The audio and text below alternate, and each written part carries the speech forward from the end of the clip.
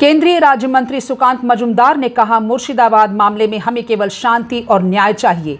राज्य सरकार को जिम्मेदारी के साथ काम करने की जरूरत। भीषण तत्पर ছিল ওখানে যার জন্য বড়সড় কোনো ক্ষতি হয়। এবং বাস্তববাবু নাটক করেন, অ্যাক্টিং করেন, নাটকের স্ক্রিপ্ট লেখেন। আমার মনে হচ্ছে ওই মোড়েই আছেন তিনি। এত ভিডিও যেখানে সাধারণ মানুষরা বলছে কি হয়েছে, শুধু তাই নয়, আমরা কার কথা বিশ্বাস করবো? বাস্তববাবুর কথা বিশ্বাস করবো নাকি তার পুলিশের কথা বিশ্বাস করবো?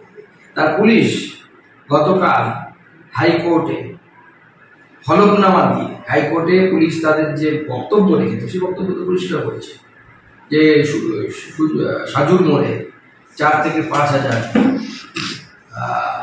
যুবক, স্থানীয় যুবক উল্লেখ করেছে, তারা লোকাল গুনস বা লোকাল ইউথ দে অ্যাকুমুলেটেড। তো পুলিশ দিচ্ছে, আমার কাছে তথ্য প্রমাণ আছে, আমি গতকাল মিডিয়াকে দেখিয়েছি কলকাতা।